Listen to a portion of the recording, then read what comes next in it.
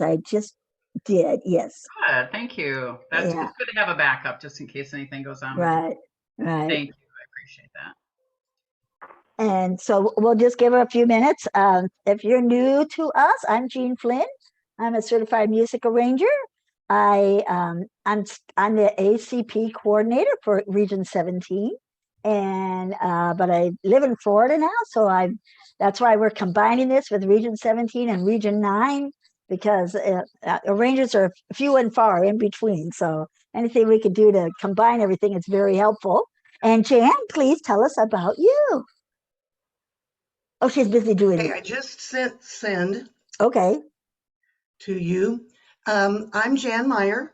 I'm a certified music judge and an approved music arranger, and basically got into. I don't have any formal music background at all. I took a few lessons of accordion, a few years of accordion lessons as like a preteen, but I've learned most of what I know about music through Sweet Adeline programs and self-taught things.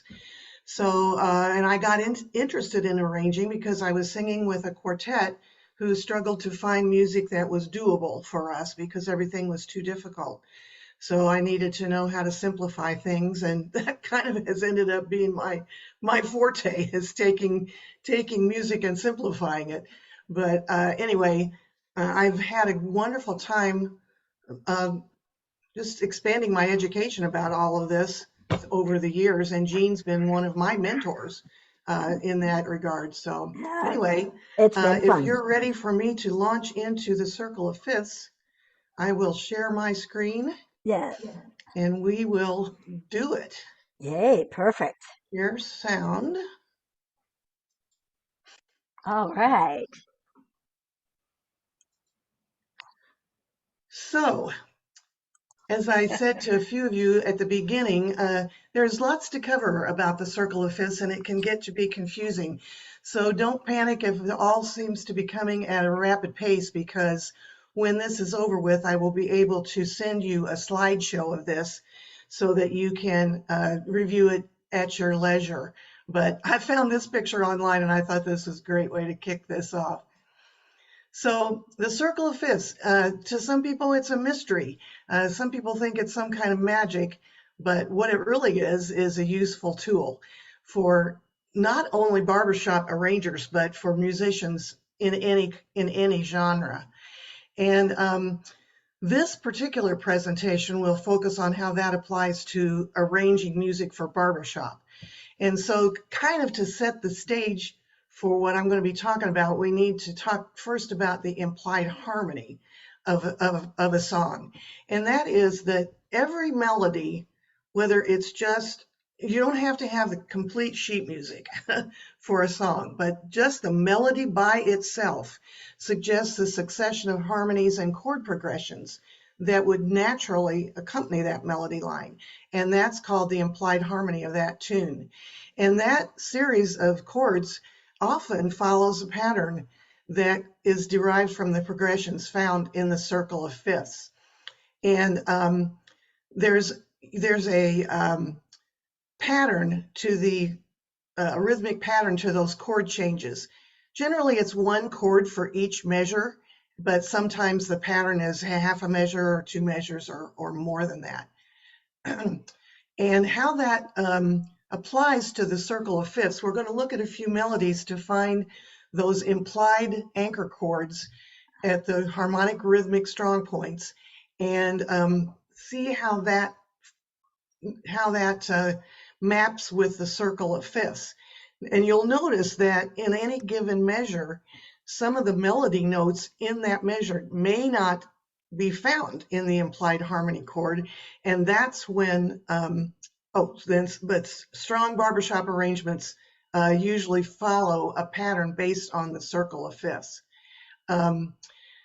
So this is probably just quick review for the ones on this, because we assume you have some musical understanding, but a basic understanding of scales and key signatures helps to understand how the Circle of Fifths work. And we know that the major scale is the one we mostly use in barbershop, and it goes whole step, half step, and then a whole step in the middle, and then another whole step, half step.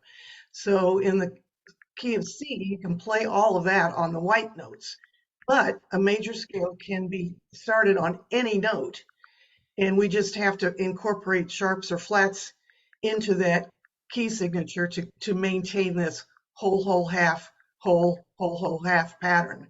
And like I say, I'm assuming that's knowledge that you understand, and so I'm not going to belabor that. But how this all works with the circle of fifths is that the circle of fifths is just simply a diagram that shows the relationship between those different notes and keys in the music. And as you go around the circle, we're going to start with C at the top because that's the one with no sharps or flats. If you go around the circle clockwise, you notice that there is one more, that it's a fifth above the one before it. So G is the interval of a fifth above C. You go another fifth and you get to D, another fifth you get to A, and so on. And each key, and if you go out around the other way, it's a fifth down from, or fourth down from that, so it maintains those fifth intervals. And each key is closely related to the ones on either side of it because their scales have all of the same notes except for one note. So if you look at the key of C, that everything is natural. To do the key of G, everything stays natural still except for F. So there's only one note that's different in those two keys. If you go the other direction and start your scale on F, the only note you have to change is B to B flat. So all of the notes in the scale of F are the same as the ones in the scale of C, except for that one note, and so on around. So if you go around clockwise, like I say, you add a sharp each time. If you go around counterclockwise, you add a flat each time. And each major key has a relative minor key that's associated to it. They share the same key signature, and those are called the relative minors of those keys. So when you see a circle of fifths, it will often show these major keys around the big circle and then the relative minors associated to them around a smaller circle within that. And so actually not just barbershop, but in most Western music, our harmonic progressions follow this circle of fifths. Some people like to call it a clock. And that's the tool that we're going to use to show the various harmonic progressions in some of these songs. So we're going to add some other information to this clock. You'll see that we've got the major keys around the outside, the relative minors on the inside. And these numbers, this one I just called home, represent the clock positions or the circle positions. And then the Roman numerals inside are the scale steps. And those are identified by capital Roman numerals for the 1, 4, and 5 scale steps, and then lowercase for the other scale steps. We'll talk a little bit about why that is a little bit later. Okay, I already said the inner circle is the relative minors. And so during this presentation, what I'm going to be doing is rotating this inner circle so that the keynote is up here at the top in the home position. Or if Tolkien were talking about the circle of fifths, it would be so much more lyrical. At the dawn of the fifth age of man, and so on. I thought this was cute. You can buy a big poster of this if you want to put on your wall. So the first example we're going to look at is Ain't We Got Fun. And when you get this to play with yourselves, I recommend plunking those notes that you see in the two bottom staves on your piano while you sing the melody. That will help get this into your head a little bit better. So I'm going to bring my keyboard up here, and hopefully it'll be loud enough you can hear it. I would just do like this. It starts on A flat major. Every morning, every evening. Oops. Ain't we got fun? Not much money, oh, but honey, ain't we got fun? So I recommend you do it that way. Today I have recordings that I can play. And so this song is in the key of A flat, as you see, and the implied harmony starts on that A flat on a major triad chord, and it's the number one scale step, or home.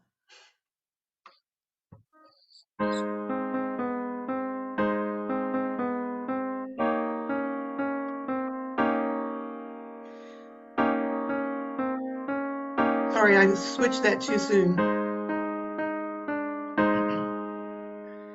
So you can see it starts here on A flat, just goes out one spot on the circle of fifths, and then goes right back. And so you can describe that by calling it 1 5 7 1 or home 1 home, whatever makes sense to you. And that's going to absolutely depend on how your brain processes it. One's not right or wrong or better. Now, you will see that not every melody note falls within this implied harmony chord. So look at this first measure, those C's are in an A flat chord, but this C flat is not. Same thing with this measure. When we get over here to the E flat 7, this D flat is part of the E flat 7, but C's not, and so on. And those are called passing tones when you're talking about piano and solo sheet music.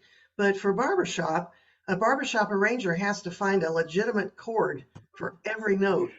And so they're going to have to find a substitute chord in each one of these cases. But that's a whole other subject for another class. Let's go on to Coney Island Baby and see what that one looks like. So again, play the chords or play the recording, and let's see if I can switch them at the right time on this one.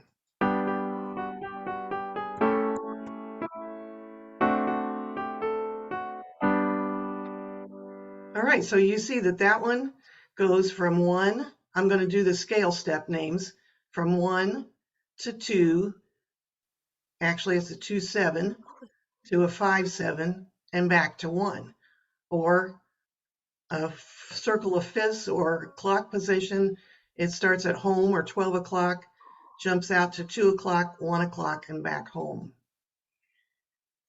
And here again, you'll see that some of these notes don't fall into the implied harmony. Goodbye is fine until you get to my, Coney Island. So, you know, that arranger is going to have to find substitute harmonies for all of those melody notes that don't fit. But that the implied harmony of this whole measure is still that G major chord. It doesn't flip to some other implied harmony just because that melody note doesn't fall there. All right, let's jump out one more. I get stuff in my way and I can't get to my recording. Okay, here we go.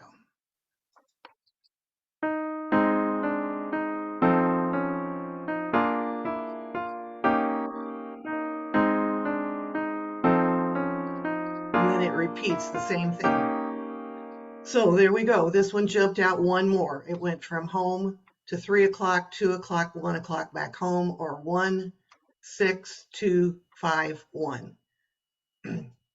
And we'll do one more. This is the classic one that we use all the time to show what barbershop harmony in its ideal state sounds like.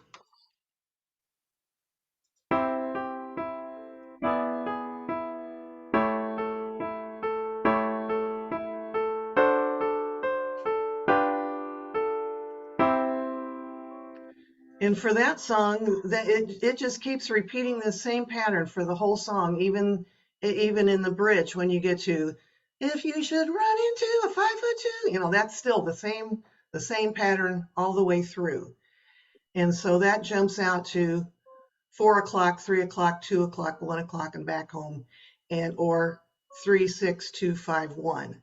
And you'll notice that all of the chords in these examples have been dominant seventh chords out here. So this is a dominant seventh, another dominant seventh, another dominant seventh, and another dominant seventh. And that's the hallmark of barbershop harmony. So this can be helpful information for people searching for strong contest music as well.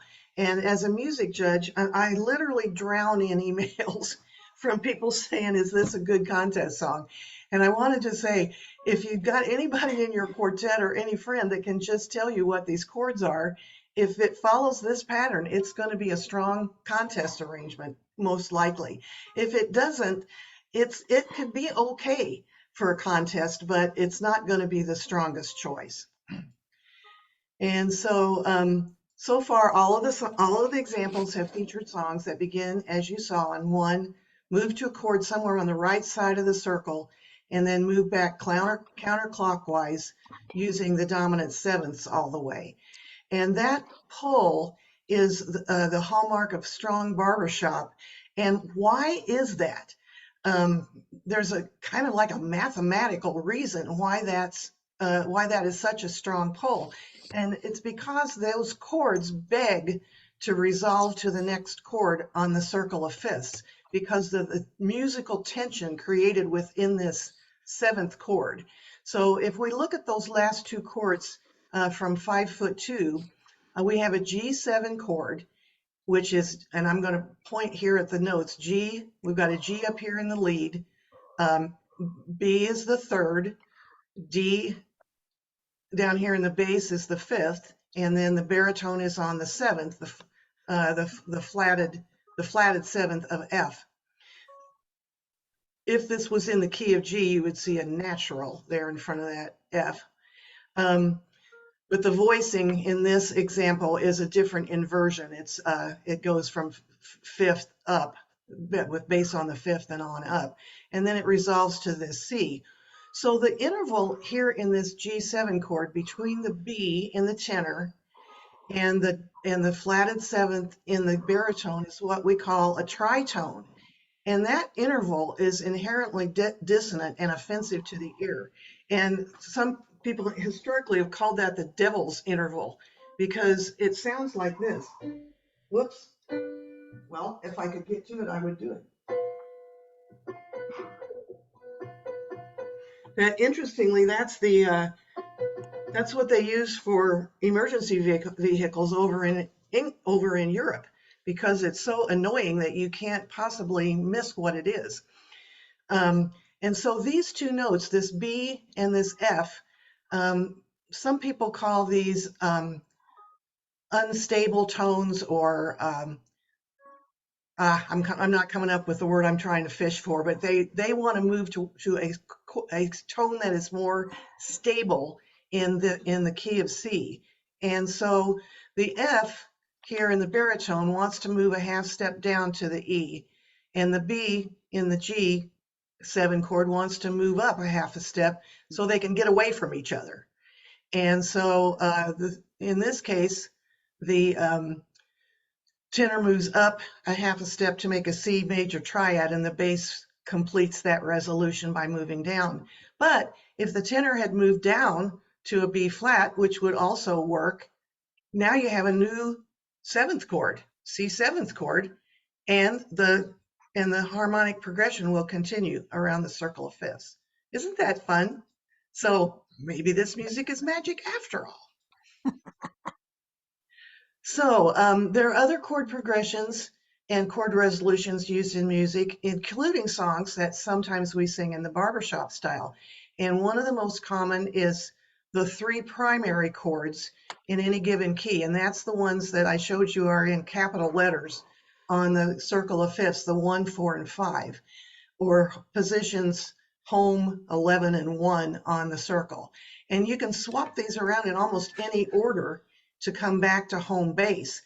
And a good example of this is Amazing Grace.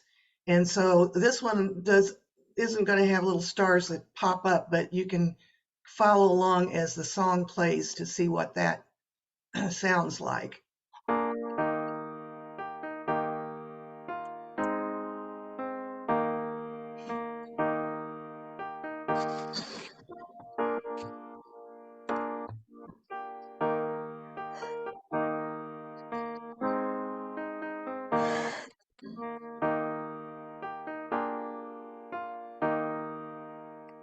So you can see that it just hopped back and forth between these 3 chords. And this A flat over here in the 5 position is not a dominant 7th. It's just simply a major triad, but the B flat still is the dominant 7th that's begging to go to the E flat. Somebody's not muted. I think it might be Eugene. Uh-oh.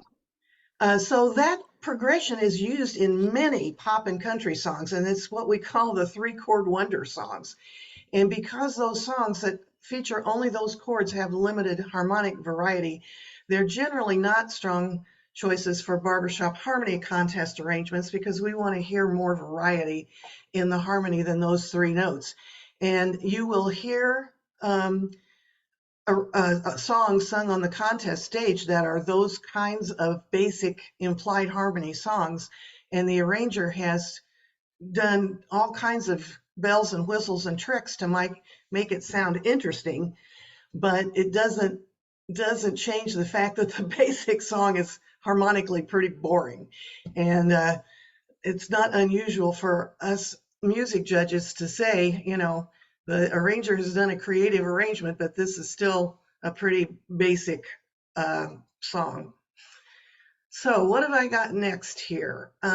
So we're going to look at some iconic harmonic progressions that are frequently found in our arrangements and see how they fit the circle. And I'm going to go pretty quickly with this because I've got the final measures of If I Had My Way in the key of G, and see some different ways that people have ended this song and tagged it out with different harmonic progressions. So first of all, the obvious one is, you see I've got G up here at the top, and it's going to jump out here to this A7 and then to the D7 and back home.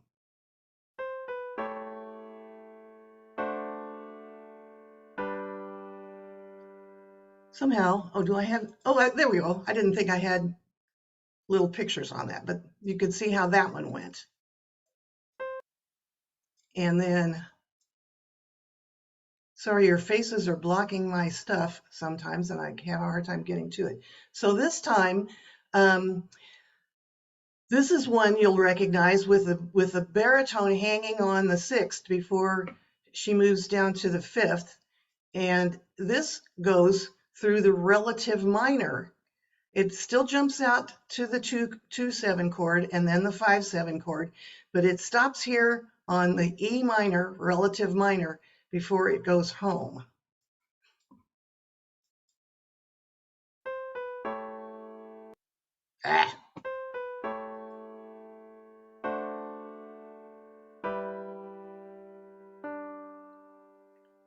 So if you're a baritone or you've ever sung with a baritone, you recognize that little thing. Again, we're going to do out here to the 2-7 and the 5-7, but then it's going to go over to an E flat across the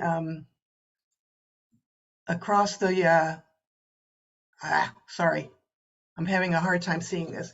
It goes from an A7 to a D7, and then it jumps over here to 8 and then home. And it's okay because that is chromatic movements within the circle of us.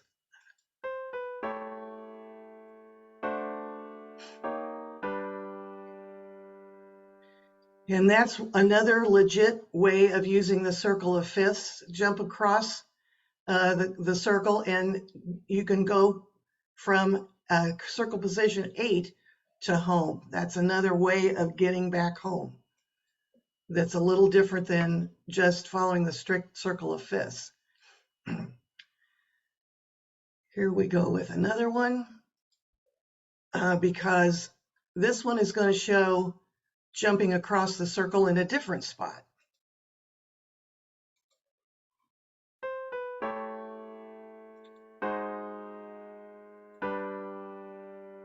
In this case, the A flat 7 is across the circle from the D7, and this substitution is sometimes called a cross clock substitution or a tritone sub. And you're familiar, I'm sure, with chromatic progressions where all four parts are going da da da da da in a barbershop arrangement, a lot of times in an embellishment, and that's what they're doing. They're using cross clock substitutions in those downward chromatics. Let's see what this one is. Oh, I love this one. This one goes from the 5. When you get to the 5/7, it jumps over here to a minor 6th chord, and then it goes home. I don't know why this.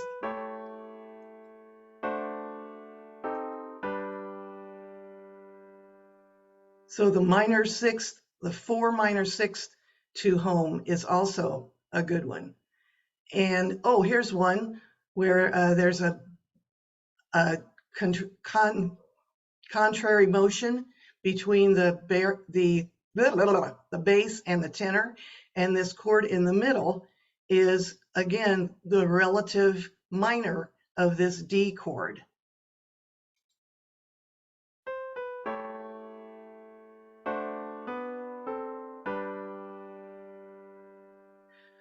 So those are some of the ways that arrangers who have left brain way of arranging music use the circle of fifths. And most of us get to the point where stuff just sounds right to our ear, and we arrange a lot by ear. But for beginning arrangers, seeing how it might work on a circle of fifths is a good way of finding a chord that you're struggling to find. Or if you've arranged something by ear, it's a good way to check to see if it does match up to any of the kinds of ways that we can use the circle of fifths.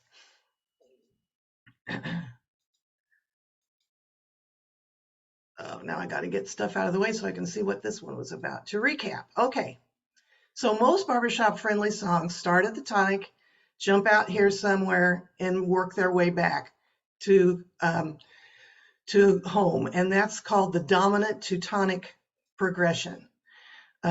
These 3 subdominant chords can move directly to the tonic or back over here to the 5th, and those were the 3 chord wonders that can move between those.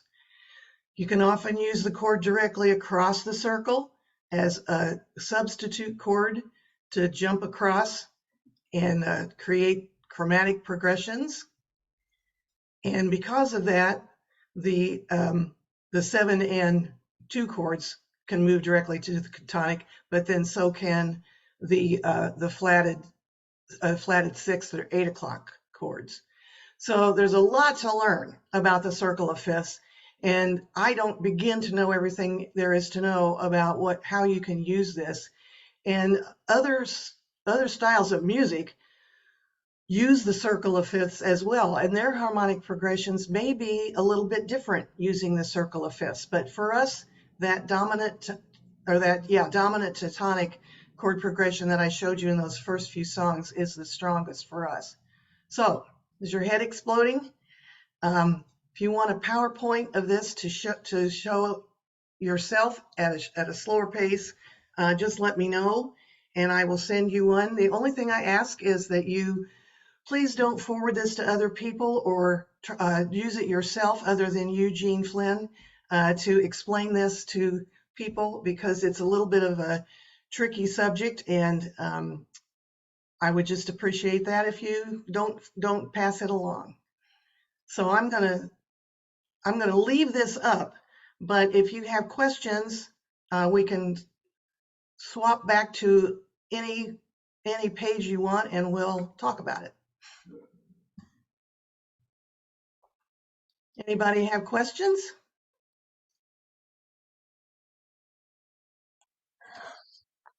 I know this is very confusing if you've never heard about the circle of fifths before.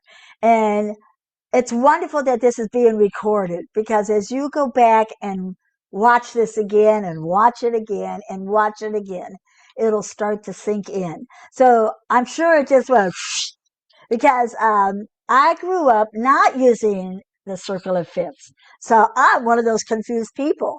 But every time when I watch this class, Jan, it becomes a little more clear. And it's a really handy thing to have. And they call it the circle of fifths because did you notice that each time you went to another clock number, it was a fifth away from the previous one? Or and that's part of the reason it's called circle of fifths. Is that right, Jan? Did I Yes. understand that Yes. right?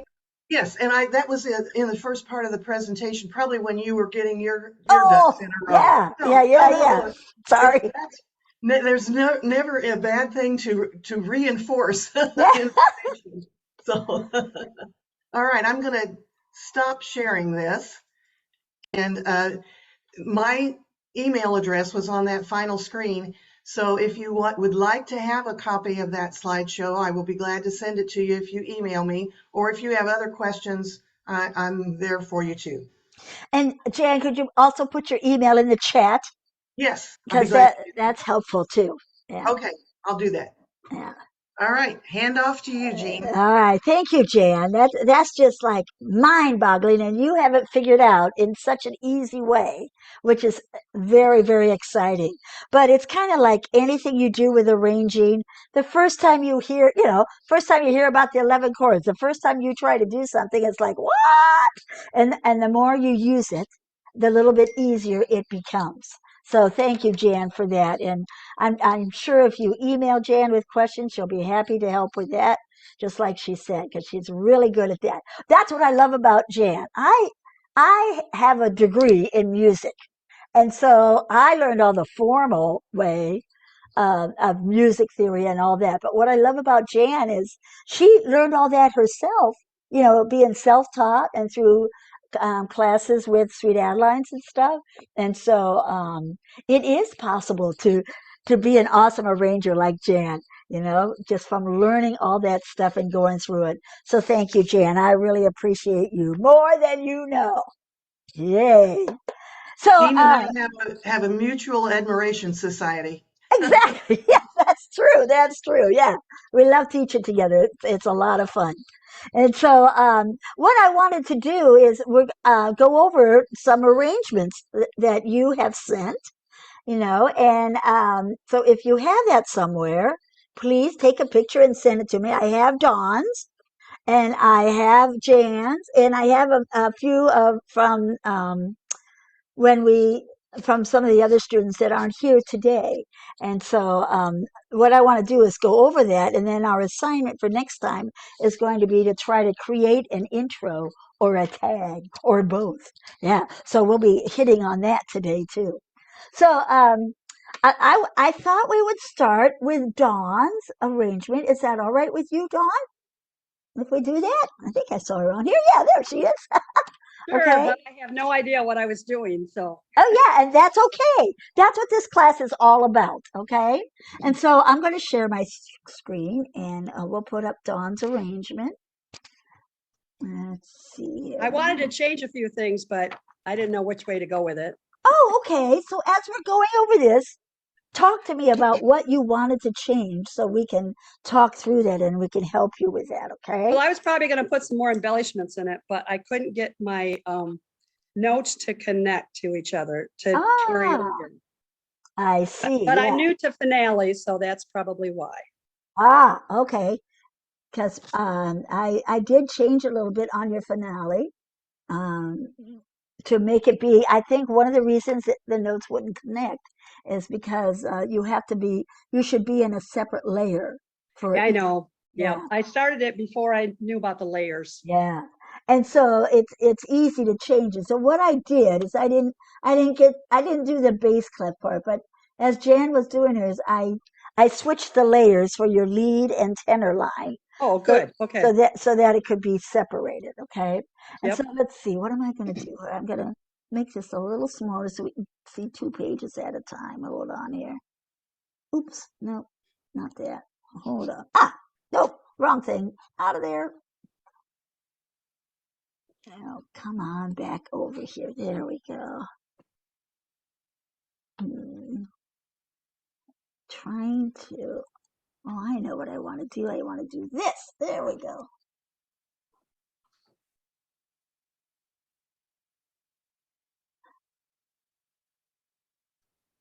And I'm hoping, that as we do this, it's helpful for you because if you haven't done arranging before, just like Lynn said at the beginning, sometimes it's easier to see what somebody else does and learn from that. Okay, so this is Dawn's arrangement, and we're gonna play through it, and hopefully give me a thumbs up if you could hear this. Okay. Geez, I can't even hear it. Hold on a minute here. Turn up my volume here. Oh, that's up. Okay. Let me change it. Didn't get that part done yet. Hold on here.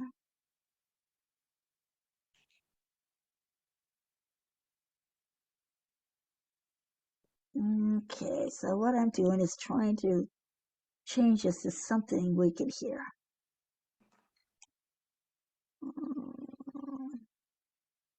I don't know. Let's see if that did it. I'll see.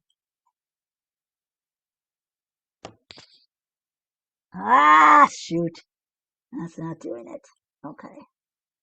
All right. So I'm going to just play it on my keyboard and hope that you can hear some of it.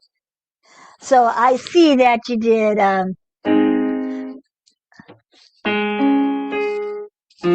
Oh, good. We talked about some of this before. Oh, we're in 4 flats.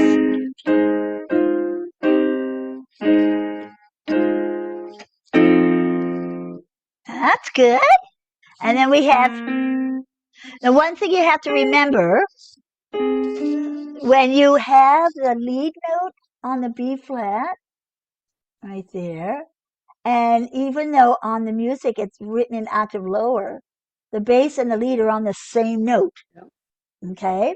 So, and it's okay to do that, but you have to have a full chord. So if you have 2 people on the same note, then you couldn't do a 7th chord because the 7th chord has 4 different notes in it.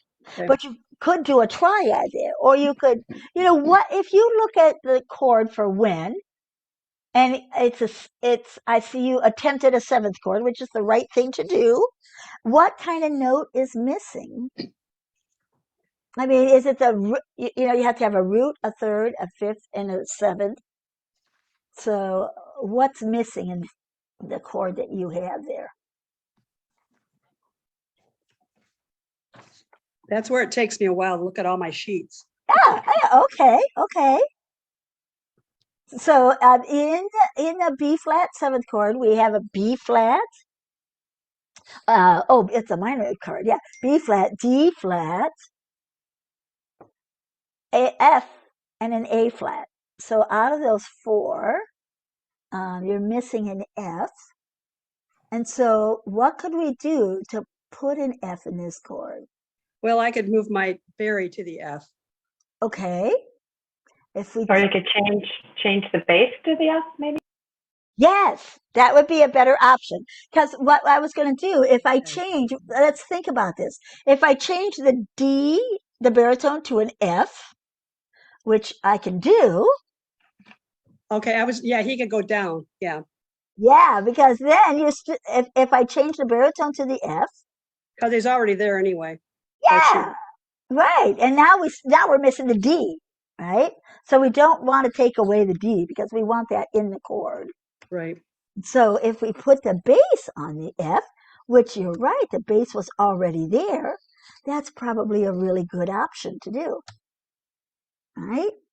And oh yeah, because let's see, because I didn't switch this over, that's going to still show up. Let me get rid of it. Oh, undo. Never mind. Okay, because I didn't change the layers. Anyway, the bass would be Yeah. on an F. And so we have on the sweet little Alice Blue. Then you have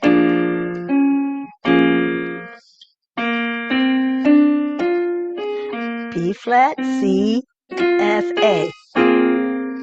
Okay, so I have a B flat in the bass, a C, and a D, and an A. So let's see, is that, I guess, and you can leave out the fifth, or you can leave out the root. So when I listen to this, the chord for I sounds a little non-barbershop-y to me. You know, we did the first part, in my sweet, whoops, and then we did when, that's what you have written there. And then we have first. Oh, first is good. Good. Oh, down.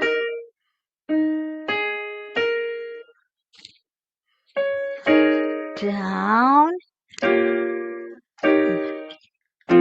So, if you look at the chord symbols that were given to you ahead of time, so this says, this one says a B flat chord, which you did B flat 7, which is good. That makes it barbershop. And so if you have a measure that has no chord symbol, it means to use the same harmony Okay. as the previous one. So because there's no chord symbol here in measure 6, then you should still be using a B flat chord. Okay. But you were using sort of an E flat chord, but not quite spelled right. You have half E flat, half B flat 7, you know. Okay, so that's something that will help you in trying to readjust these things. Okay, Okay. and so that'll help that. So first one is down into.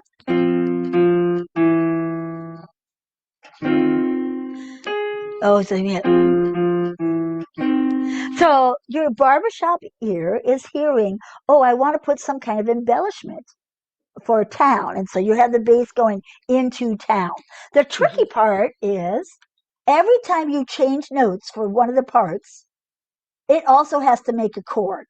So you have a chord here on the first beat, Okay. and then you have to take this F, F, F, A is a chord. You know, you have to make all of them chords. And so you have, and then you have only on the second beat, and on the third beat you have. Okay. Yeah, okay. So Yep. keeping that in mind, I think you have the tools you need now to help fix this a little bit. Okay? Okay. So Jean, my question is, okay, as I'm looking at measure 6, 7, and 8, Mm-hmm. I'm still using this, I'm using this paper right here. Yes.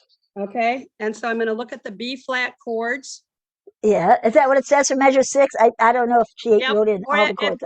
at 5, it says a B flat. Yes. Okay. So if I'm going to carry that all the way through for measure 6, 7, and 8, Mm-hmm. so then I look at my B flat section and I'm going by my melody, Uh-huh. which is the lead part, and then making my chords from there.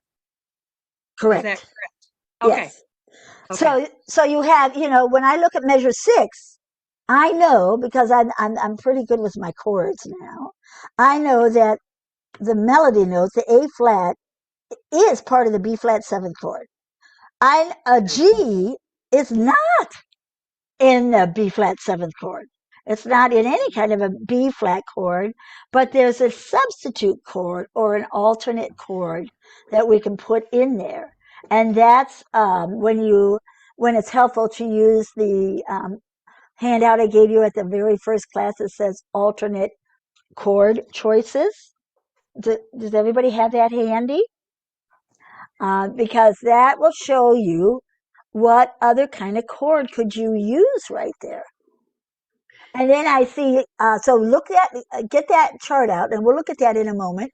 And then 2 has the A flat, which is in the B flat chord, B flat 7th chord, B flat minor 7th, actually, we're doing. Or you could use well, we'll talk about that. Here's And a then- spot. Here's a spot where the circle of fifths can help you too. Good. Okay. Show us, Jan. Because if you the B blah, blah, blah, on the circle of fifths, if you look at the B flat major chord spot, the relative minor of B flat is G minor. Hello, Yes. that's a chord that has a G in it, and it can be used as a substitute. Jan, will you share your screen and show us that on the circle of fifths? Yeah.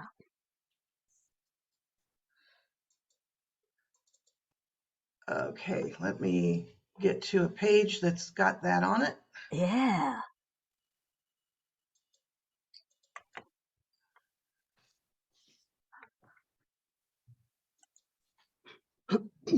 So if you look here at the B flat, you can see that the G minor is the relative major, a relative minor of B flat.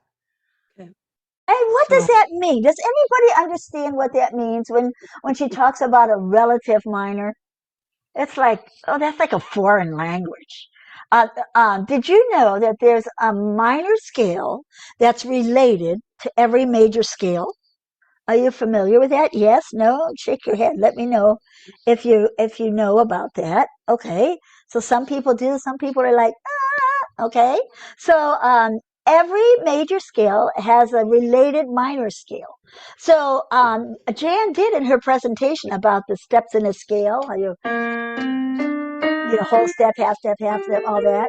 So if I take the key signature of, say, like the B flat scale, which is B flat, C, D, E flat, F, G, A, B flat. Those are the notes in a B flat major scale. If I take the 6th note of the scale, so here's 1, which is B flat, 2, which is C, 3 is D, 4 is E flat, 5 is F, 6 is G.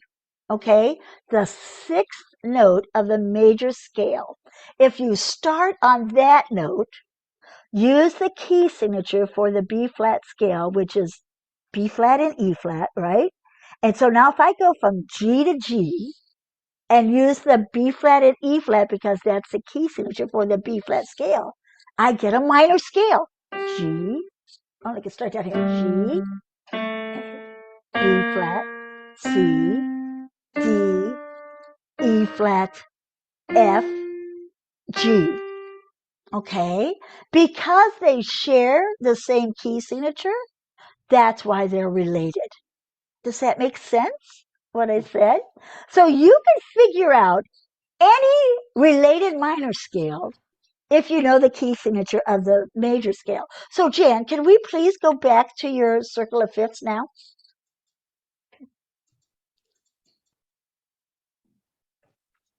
Okay, so let's see, that works on every one. Look at C. What's the 6th note of the C scale? If you go C, D, E, yeah, A is the 6th note of the C scale. Now we know if you're familiar with the C scale, there's no sharps or flats, right? So if I start on A and I do A to A, that is the minor scale that's related to C. So what's cool about this circle of fifths is she has every related minor scale that goes with the major scale. So the 6th note of the C major scale is A. So that's the A minor scale. That's the one that's related to C because they share the same key signature. Look at G. The 6th note of the G scale is E.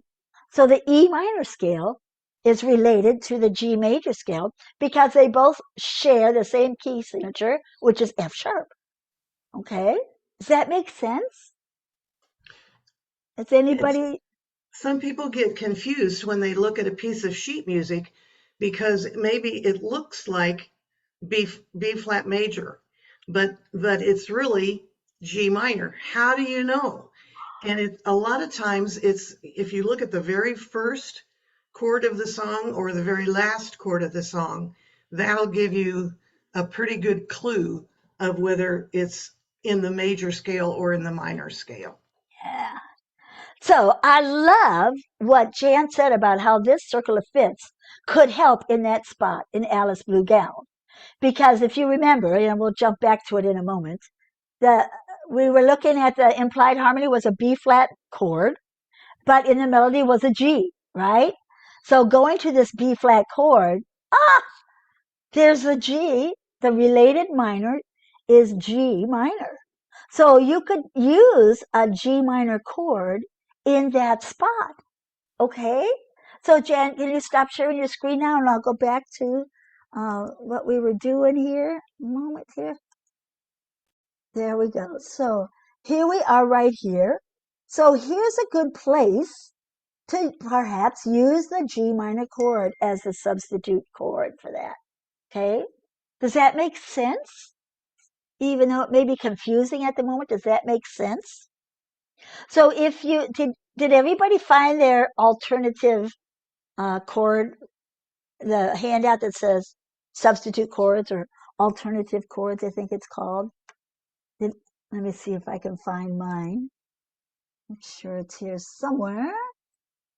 No, it might take me too long to find it here. Oh, there it is. There it is. Okay. Is it that one? Is that the one you're looking for? Yes, that's it. Okay. Oh, come on. There it is. Come up, wherever you are. There it is. Let's shrink it down a little bit. Whoa, there we go.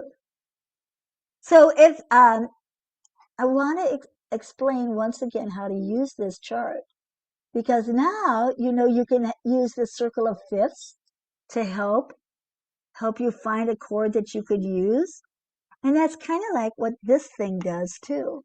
If I go to, so we're looking at the implied harmony is the chord symbol that was given to you or the chord symbol that's in the piano sheet music. So the implied chord was B flat. So I'm going to go through the pages until I see implied chord B flat. I know it's here somewhere. I just got to find it. I think they're in chromatic order. There, implied chord B flat, right? And the reason I went there is because that's what the measure tells us, that's the harmony we need for that measure.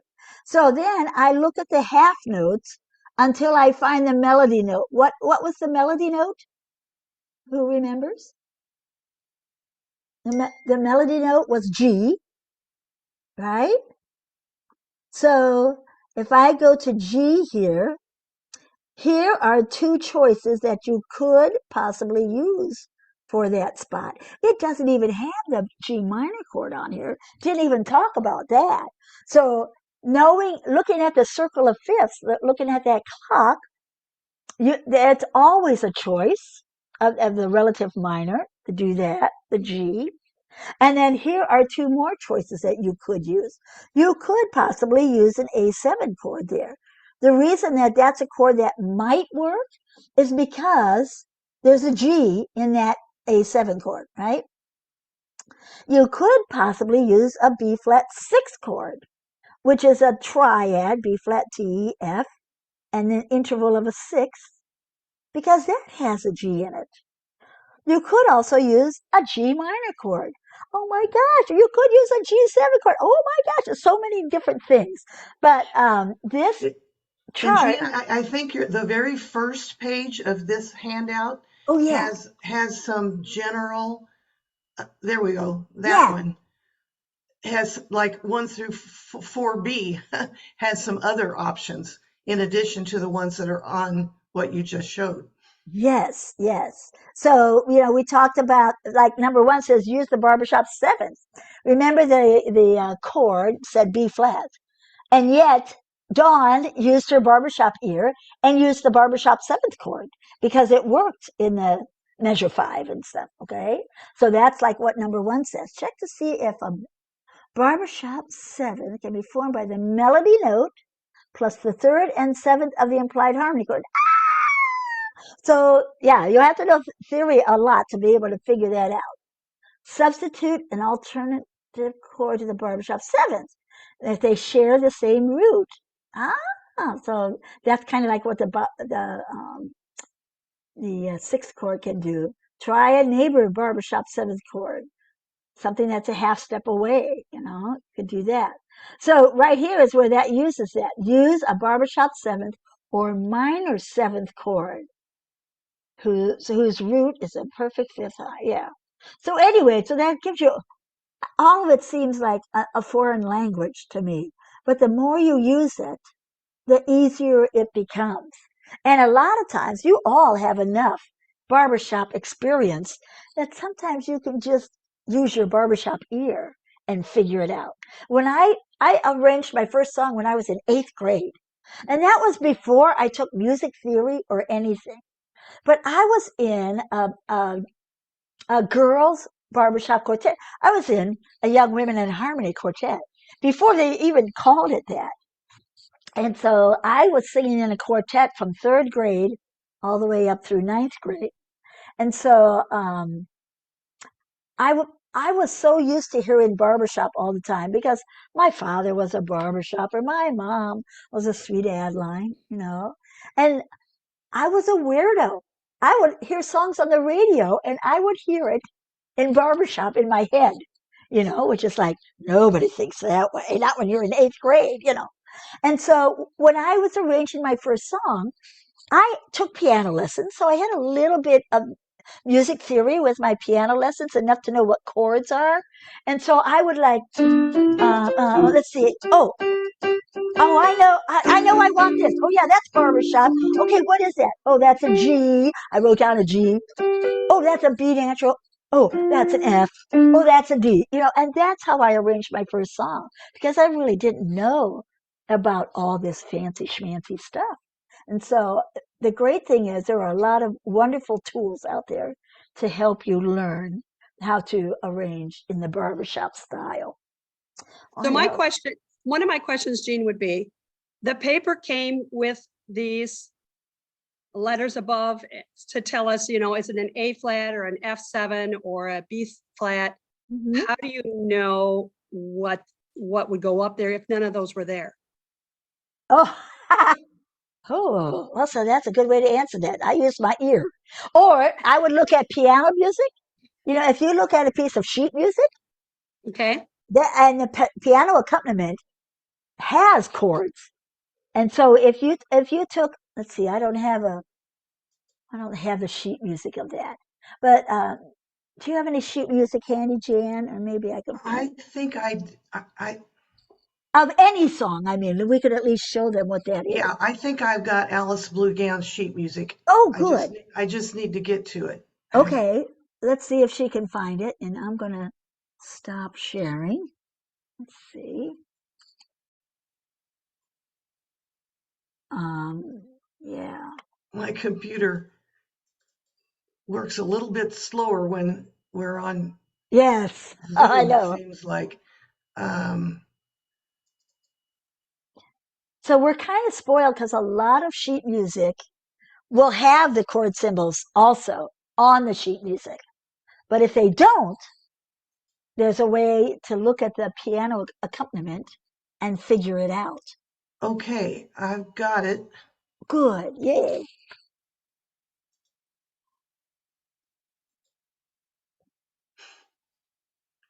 So hopefully you can see that. Let me, Go whoops. see if That you was, go down to the chorus, please. yeah, let me make this a little smaller.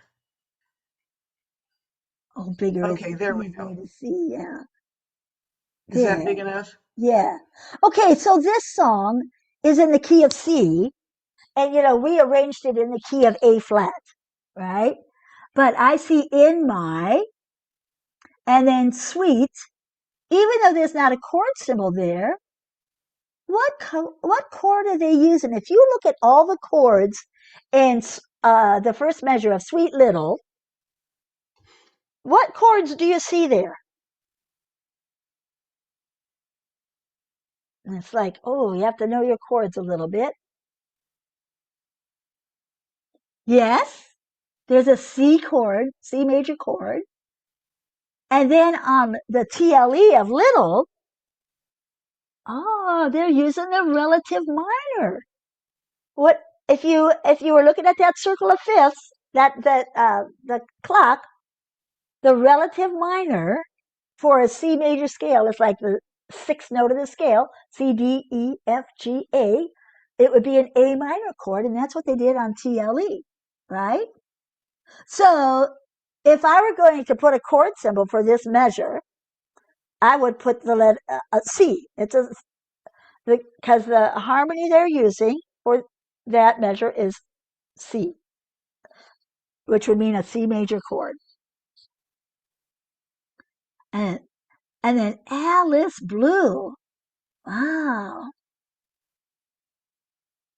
So you can go through and, figure out all those. That's a E minor to a C major to an A minor. So that still kind of has the flavor of C, kind of a feeling. And then gown, it's like, whoa, gown is something different.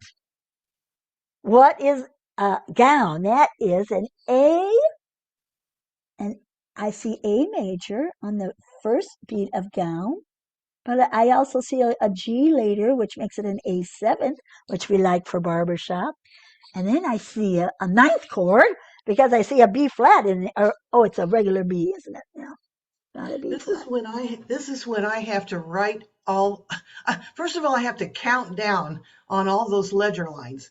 Oh, Because yeah. inexperienced musician that I am, I can't recognize right off the bat Yeah. what some of those notes even are. So I just, I'll just write in on the sheet music, what the notes are that I'm finding, and then figure out what kind of a chord it is. Yay. It's a painstaking process sometimes. Yeah. That's why it's so helpful if the sheet music has the chord symbols on there. But we could go through every measure and find that, So looking at this measure, first wandered, I kind of see, I see an F sharp diminished, but I kind of see a flavor of a D7 chord because I see D, F sharp. They don't have any A's in there. C, so that I kind of see that. So somebody write down for me the order of these chords. I think C, C, A7. That's still A7. D7, D7. Oh, yeah, and then it's D7 for a while. Okay, did somebody write that down? Okay, so now let's go back to the arrangement we were doing so let's do this first. C in the C of key, in the, in the key of C would be the one chord, right? Because it's built on the first note of the scale. Let's say then it goes to A7 is built on the sixth note of the scale, right? The sixth note of the C scale is A, so that would be like a sixth chord built on the sixth tone of the scale. The D7 is built on the second tone of the scale. Okay, are you with me so far? And now we're going to go back to the barbershop arrangement. So, Jan, if you could stop sharing, I'll go back to that. And see now. I'll get back to finale here. I'm going to close this one. There we go. The sunlight's in my eyes here.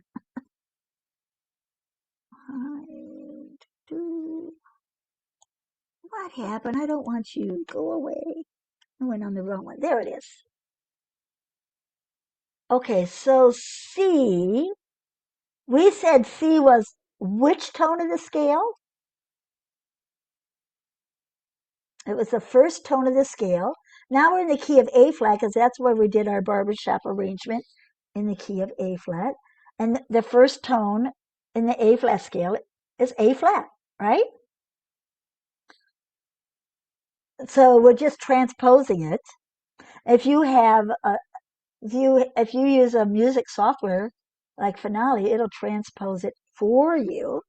But if you don't have that, there's an easy way to transpose it. Let me see. Let me get this over here for you. So I'm going to write, the song was in the key of C, the sheet music was in the key of C. So I'm going to write down the notes in the C scale. E, F, G, A, P, and then there's a C again, right? And so I want to transpose this. I want to put it in the key of A flat. So underneath that, I'm going to write the letter names of the A flat scale. So I can do A flat, right? And the next note would be B flat. And the next note in this A flat scale would be C. Oh, yeah, C. And then D flat. And then E flat, E flat, E flat, F, G, right? They do A flat, B flat, C, D flat, E flat. Yeah, and then you have the same note again at the end, right? And so now I can use this to transpose it. So remember the sheet music said C for the first measure, the first chord implied harmony was C. And I know in my barbershop arrangement, because we did it in the key of A flat, that's going to transpose to an A flat chord. Is that making sense to you? Okay, so then I don't have everything up here on my screen now. So it went from the C chord. What did you write down? What was next? Oh, unmute yourself. A7. A7. Okay, so if we go to A, and it was A7 in the key of A flat, that's going to be an F7 chord. Okay, and then what was after that? D7. D7. So in the key signature, it's D flat. So to make it D, we'd go up a half step, so that'd be like an F sharp 7 or something. Anyway, you get the idea of how you can transpose it? Does that make sense? Okay, so if we then go back to, if we go back to what we did, we have A flat, F7, oh, then it says B flat 7. So somewhere in there is different. But do you see how you can take the sheet music and figure out what the chord symbols are? And really, you could figure out a chord symbol for every chord, but then you have to think about what's the overall flavor of the whole measure sometimes, you know. And I'd like to jump in here with another idea too, to answer Dawn's question about if there's no chords shown on whatever you're working from, how do you know? And that is again circle of fifths stuff, because if you look at that melody, one of the things you can try, if you only have the melody and there's no chords associated with it, no guitar symbols or anything else, you can say, well, what if let's pretend this is going to start on a major chord based on scale step 1, which this does. Then you go, okay, what's it going to jump out to on the circle of fifths for the next chord? And then how does it work its way back to 1? And so do you want me to show the circle of fifths again? Yes, I'm going to, There we go. Show us what you mean by jumping back. You showed that in 5'2" and stuff. Yeah. Yeah, so of course let's just look at that original sheet music that was in the key of C, since this is in the right spot. Yeah. It started on C, the next chord was A.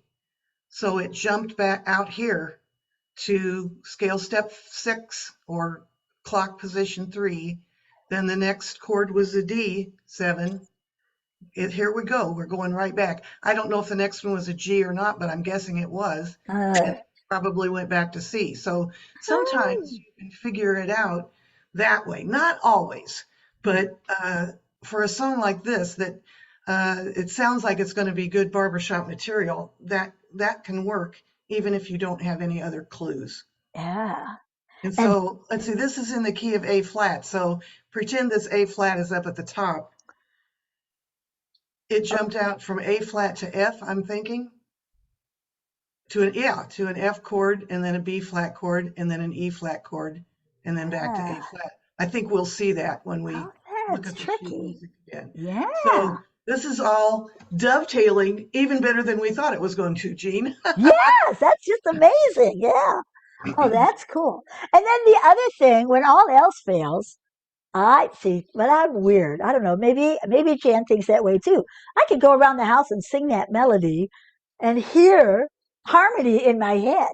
And you are all experienced enough with barbershop harmony that you could probably do that too. And so I could do it, in my sweet, sweet, sweet, sweet little Alice blue gown.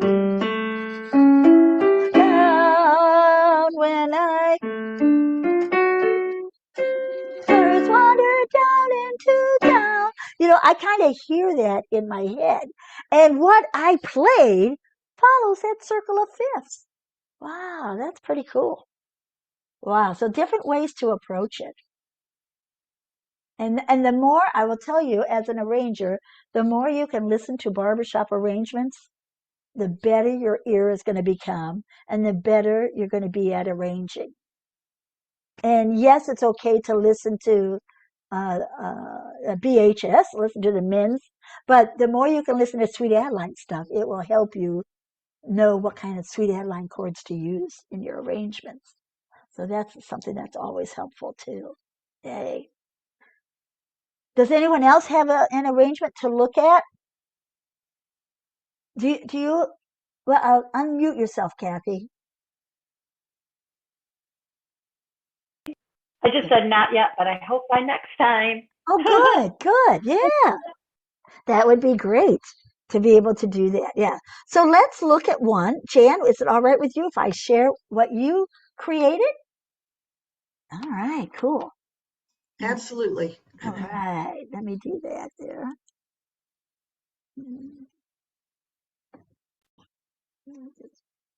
Maybe I'll get this out of the way there.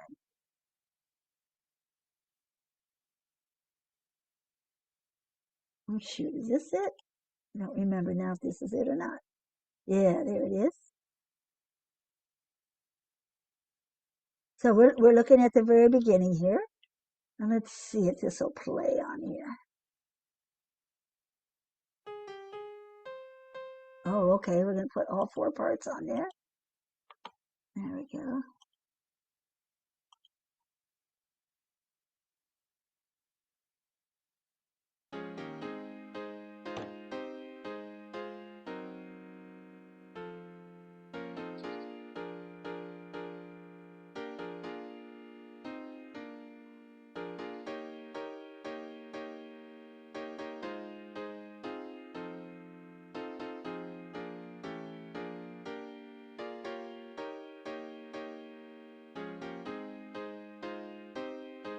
Oh, shoot.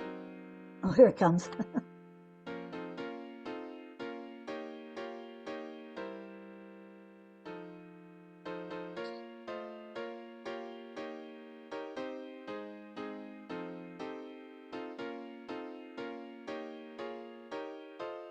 Oh, she did a tag. Cool.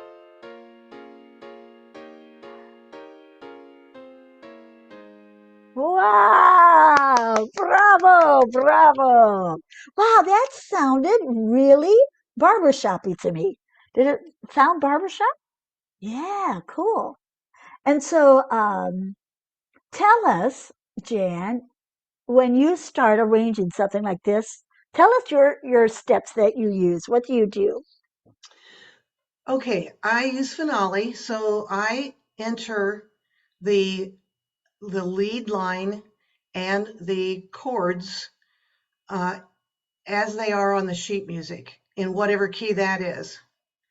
And then I transpose it to the key that we want, and it transposes the notes and the chord symbols. I don't, if everybody knows how to use that chord tool in Finale, it will play a chord behind each melody note, and then that kind of helps you get your ear tuned to what those chords should sound like, even though not every note in that measure is in that chord. So that kind of helps me get my ear going in the right direction. Then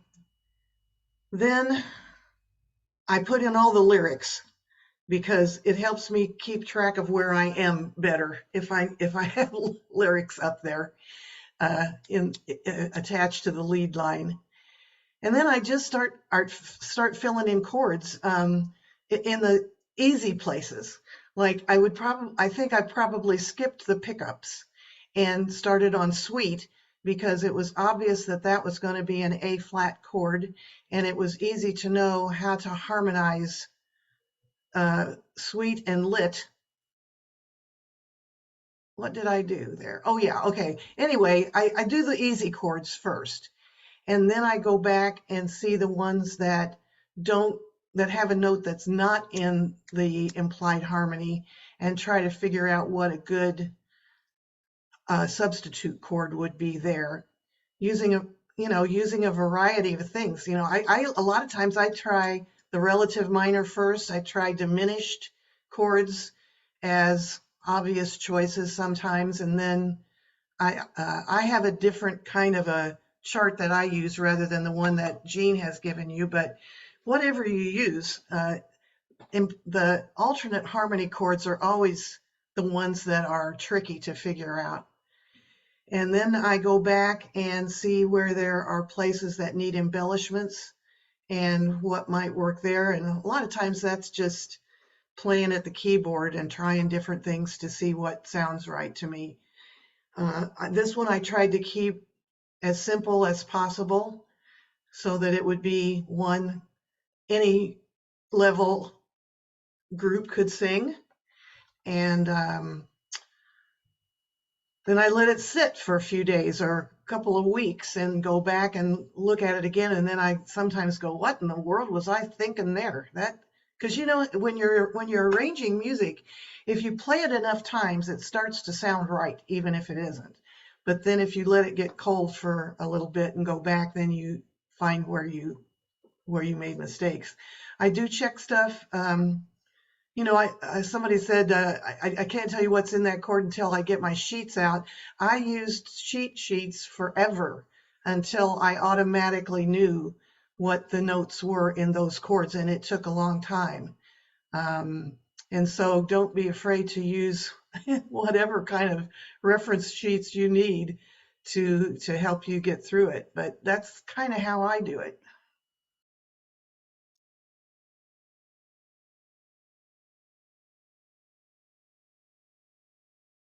You're muted, Jean. How did you know which spots to use an embellishment? How do you decide that? Well, for me, less is more. And so I don't generally put in a lot of embellishments unless, like up here in Gown, where it was going to be held for, a measure and 1 2/3 measures, and down here again in town. I think those may be, the only kinds of places that I did that. As a music judge, I find that one of the things that's most annoying to me is arrangements that have too many bells and whistles. because the beauty of the song itself gets lost in all of the stuff that some arrangers put around it. And so that's me. That's me. That's not a music rule in any way. Other than I do think our JCDB does warn against too many embellishments, but that's kind of a matter of personal preference. But Yeah. so I just put it in when it's really necessary. Yeah. And that's exactly the answer I was looking for. If you don't know where to put an embellishment, the first place to look is when you have the melody note that's held extra long. And a lot of times it's held extra long at the end of a phrase. So here we are going into measure 4. Here we are going into measure 8. Those are the ends of phrases. And lots of times those are the perfect places to start using embellishments. And so that's I do the same kind of thinking that you do, Jan. And so there's another place that's a long held note and a long held note. And then, sometimes it was just one chord change, and sometimes it was, two little chord changes, or maybe words, or maybe not words. And those are all personal preference things you can think about. Yeah. So I think Jan's explanation was perfect about how to start arranging a song. Put in the obvious chords, figure out those other chords, figure out where you're going to put the embellishments. Yeah. And now I want to talk a little bit about intros and tags. So I believe, help me out, Jan, that it says in the JCDB that every song should have a tag, but not every song has to have an intro. Sometimes a verse is used as an intro. I don't know if it says that is it worded that way in the JCDB? I don't even remember, Jan. Yeah, Is it is. Actually, the JCDB says that the only part of a song that has to be there is the chorus. And so I think most songs would sound weird if they didn't have a tag, but it's not necessarily specified in the JCDB. But what you said about intro or verse is exactly right. It could have both, or one or the other, or neither. And so, Mhm. yep. Yeah. So the purpose of an intro is to set up the song, set up for the listener. Hey, get ready. So if I hear a rip roaring, I'm going to guess that there's an uptune coming along, right? So when I think of an intro for an uptune, I think of smashing chords that are going to grab your attention to get ready for this toe tapping thing that you're about to hear. And when I think of a ballad, I think more about the lyrics. What kind of lyrics could I use to set up what this song, you're about to hear? If you're doing an intro for Alice Blue Gown, you're probably not going to talk about red and green and purple in your intro, or maybe not use a color word at all. And so I think of it as the lyrics are going to um, set up what I'm going to do about the song. So you could look up the verse of Alice Blue Gown and look at that and see if that sets up the song, or you could come up with an intro. What I'd like to do for next time is have you try to come up with an intro. Well, first of all, arrange a song if you haven't. Okay. And if you, I think our next session is, I don't know, it's a couple months down the road. So you have time to finish the arrangement or to keep working at it. And if you get some of the arrangement done and you get stuck, go ahead and send it to me. And we can set up a one-on-one Zoom, or we can set up a time to talk on the phone or whatever. Sometimes I love this Zoom for arranging because you can actually see it and hear it and stuff. So we could do that, because the whole idea of having let's arrange a song together part 1, 2, 3, and 4 is to try to complete the song. So since right now, part 4, I look at it as the last part of the song would be to do an intro or to do a tag. And so, but it's hard to create an intro or create a tag if you haven't arranged the song yet. So that gives you something to work on. It's really a lonely job to be an arranger because you don't always have instant gratification. You know, you go to a quartet rehearsal or a chorus rehearsal and you can hear it being sung. It's like, you know, you don't really have that when you're arranging, especially when you're learning how. And so, try to get that finished and then send it to me and we can set up a time to see how you're doing with that. And hopefully we've given you enough tools to help you get started on how to do this. I have a handout that I can send you about intros and tags. And they're just little blips of things that you can think about in doing an intro and tag. I don't know, Jan, do you have any kind of tips for doing intros and tags? Not really. For me, again, I kind of do stuff from a left brain way. And I think, start with lyrics and a rhythmic pattern. And that's kind of where my brain goes first. And then I sketch down a melody that might go with that. And then try to figure out what the harmonic progressions are for it. I try to start my intros on the tonic chord. I know that not every arranger does that, but I think it's easier for singers if they can start on a tonic chord, or if there's a pickup to that, it would be the dominant seventh going into that tonic chord. But then sometimes I find that the melody doesn't quite fit the harmonic progression I'm hearing. And so I fiddle with it a little bit to see if I can come up with notes that still sound like a melody, but that fit those chords a little bit better. Yeah. You know, as a baritone arranger, the trap that I fall into is arranging chords and then there's no melody in there. I do that too. Yeah. So, you know, I mean, when you're doing intros and tags, you're really venturing into the realm of songwriting. And that's a whole other skill that takes some time to develop, I think. Yes. Oh, yes, it does.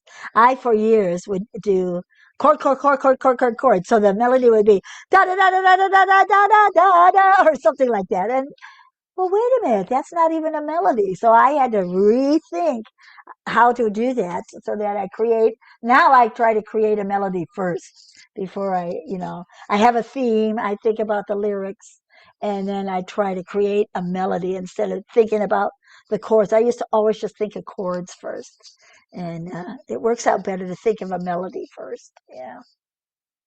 And for tags, you can decide, do you want the tag to be, you want to finish with an uplifting thing with high chords, or you want a soft, mellow, come down this way chord, or different ways to think about that. So I will dig up my handouts about intros and tags that might help you help with some ideas. But it's not easy to come up with intros and tags. Yeah.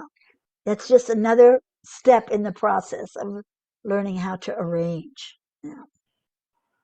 Do you have any tricks, Jan, on, what leading chords, do you use at the end of your intro to lead into the song? Do you want it to, obviously you want it to sound like you're continuing on, right, in your story. You don't want it to sound like it's a song in itself, right?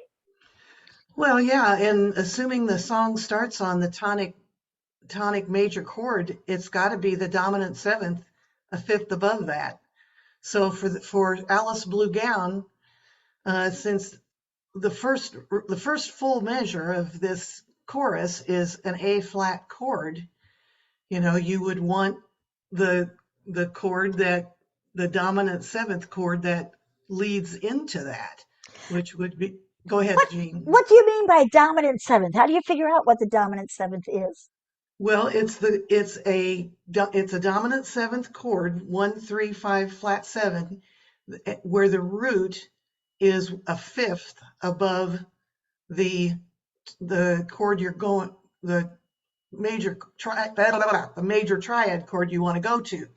So since sweet is an A triad chord, A flat, yeah. you would do a dominant seventh chord whose root is a fifth above that A flat. So that would be E flat 7 going into the A flat chord. And you can see on the arrangement of mine that's still up, my is an E flat 7 chord with E flat in the bass, G in the tenor, B flat in the lead, and the D flat in the baritone. In doesn't fit Yeah. an E flat 7 chord, so I had to find an alternative harmony chord there. And so yeah, it's all kind of tricky, but the intro, this is only one, the pickup that's there now is theoretically the last beat of the intro. And so you'd have 3 2/3 measures plus this in my, or 7 2/3, something, probably either an intro that probably was either 4 or 8 measures would be more than enough. Oh yeah. Yeah, so that's the other thing about intros and tags. You want it to be an even number of measures usually, and it doesn't always work that way, but for learning how to create intros and tags, think of it as being 4 measures long or 8 measures long, Same way with the tag, it could be 4 measures or 8 measures. And sometimes as you get into it, tags are different lengths for different reasons. But that's a good rule of thumb in starting to learn how to do intros and tags. And so you really want it to be the dominant seventh chord of going into the chorus, which is exactly what this does on that in my. Sometimes you don't have a pickup, so whatever the last chord would be of the intro, if it doesn't have a pickup, it would still be a dominant seventh chord to go into sweet. Yeah. Does that make sense? Yes, no, hello? Well, and you want the intro to be harmonically similar to what the body of the song is too. So if you used a bunch of chords in the intro that are never repeated in the body of the song, it just doesn't sound like it fits either. Oh yeah, I've heard songs like that where they take an intro from a different song and throw it on there, and it's like, wait. Yeah. Yeah. So hopefully that will help. And does anyone else have any kind of requests or something we can do to help you with arranging? I've been trying to do a step-by-step process to help you, and everybody uses a different kind of process. I go around, sing the melody, hear the chords in my head, and throw that on the paper first, and I still throw it on the obvious spots, and then go back and figure out, ooh, what could work here? Yeah. And then it's so fun because when you're in the ACP and you get into an intermediate group and we're all doing the same thing, we all get together and compare them. And it's like, why didn't I think of that? Oh, that's so obvious. Why didn't I think of that? Because everybody approaches it a different way, which is really kind of cool. So it's fun to learn from each other. Well, I'll ask another question then.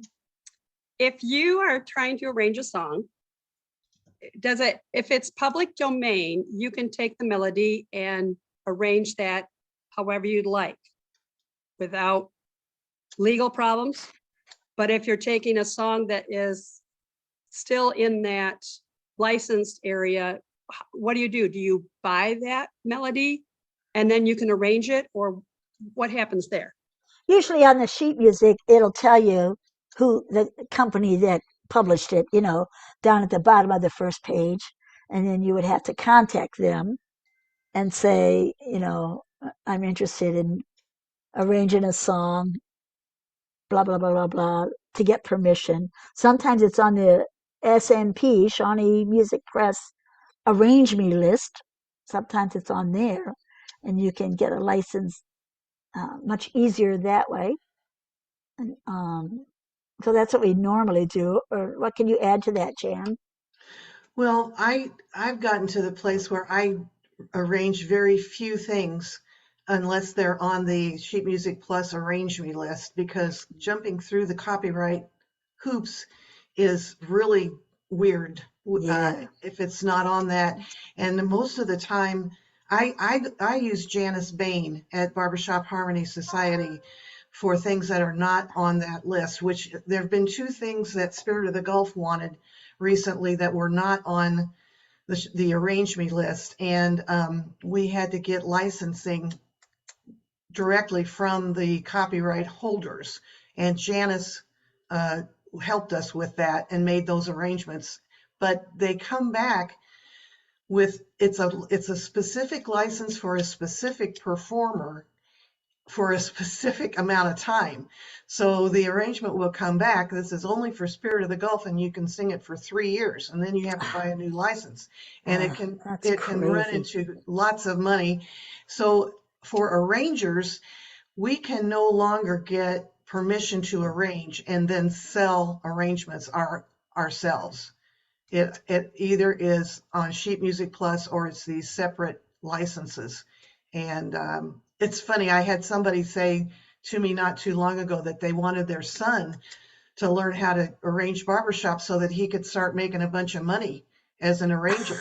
And I was like, oh, don't tell him he's going to make a dime as an arranger, because Sheet Music Plus, when we sell something on Sheet Music Plus, we get 10% of whatever they took in. And most of the songs are $2 per copy. And so, and 10 copies is the minimum you can buy usually. So let's say a quartet buys my arrangement for $20, I get $2. And I have to sell a lot of arrangements to make any money at all. So unless you're in this just for the joy of it, the copyright things that have changed in the last, I don't know, what has it been, Jean? Maybe 10 years now have really changed all that, because it used to be that we could charge an arranger's fee and say, you can sing this song for, if you send me $50 or 25 or 200, whatever we wanted to charge. But that is no longer the case. Although there are a few arrangers out there who are still telling people they have to pay an arranger's fee. And I'm here to tell you, it's illegal. Yeah, exactly. Yeah, but I wouldn't do it if you didn't have to. I would go somewhere else then. So if it's a public domain song, just for instance, an old hymn, "It Is Well With My Soul," if you take the melody of that, is that legal to arrange that? Because it's a public domain? Yes, and I should have said, if it's a public domain or an original song that you've written, you can arrange it and charge whatever you want for that one. So you could arrange whatever you just said. It Is Well With My Soul? It Is Well With My Soul. You can arrange that, and if you want to charge somebody $1,000 for your arrangement of it, you can do that because it's in public domain. I'm just thinking if you did it for a quartet or something like that, if you're taking an old hymn. Yeah. Okay. Yep. Yeah, well, everything I said was stuff that's still under copyright. Yeah, you don't have to worry about any of that if you do something that's in public domain. Yeah.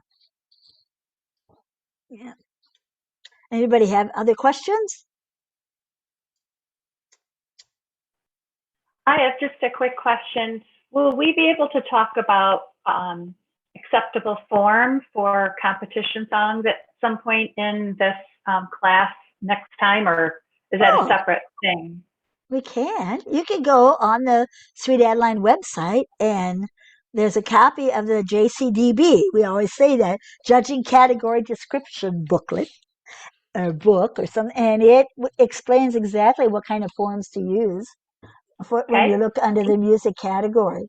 So that's something that any of us, I have it downloaded, uploaded, whatever you call it, on my computer. I'm sure Jan can add to that too. Okay, thank you.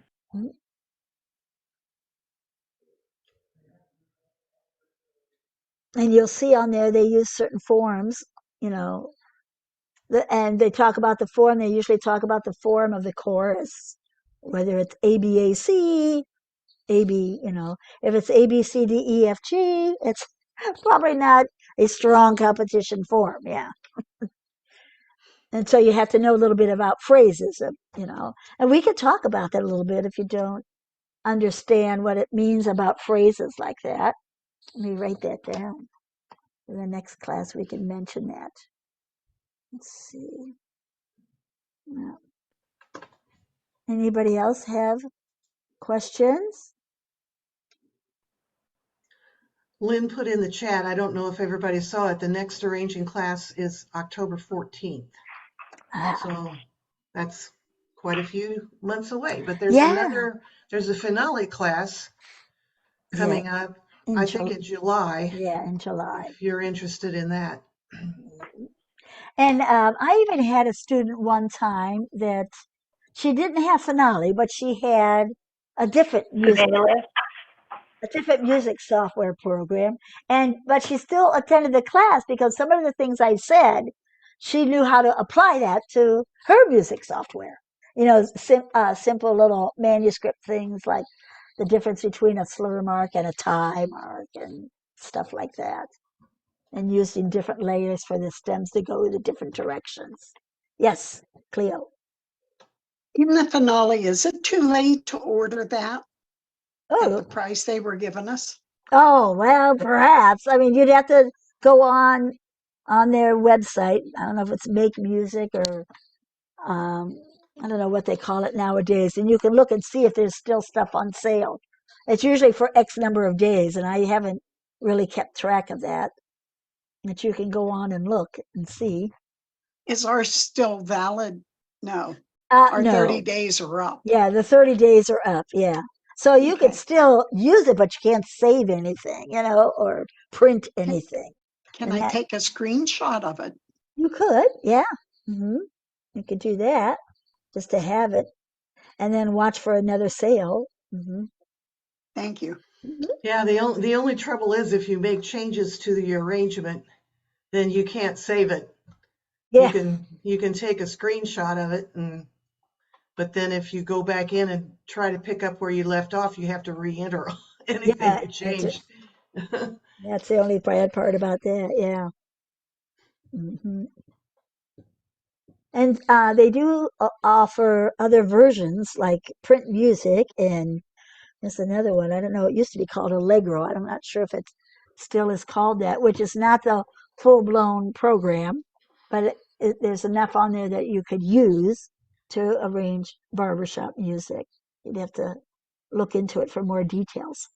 When you have the finale class in June, did you say? It's going to be in July, I believe. July. hmm Will there be an option to maybe buy it then? Well, you can buy it anytime you want. It's just what kind of price do you want to pay? Well, that's what I'm getting at. Yeah, I'd like a reduced yeah, price if I can. yeah. So every once in a while they offer a sale, and I haven't looked on there lately to see what the sale price is. You know, Okay, um, So Cleo, it's not like Sweet Adelines is selling it. Finale I is selling it. understand So that. yeah, darn it. Anyway, yeah, they had a sale price for a long time during COVID, and I thought, oh my gosh, I tried to tell everybody I knew, you know, about, oh, they're having a sale. Go get it now. It won't be any cheaper. Yeah. So I see a music theory class offered in July, but when's the Oh finale yeah. class? Oh, so Lynn, do you have those dates right there handy by chance? The finale Is there another class finale? is July 9th. Oh, July 9th. Oh, And the next arranging class is the part 4, and that's October 14th. Right. And then there's a music theory one in there The somewhere. music theory one is the DCP. 20 Yeah, 22nd, right?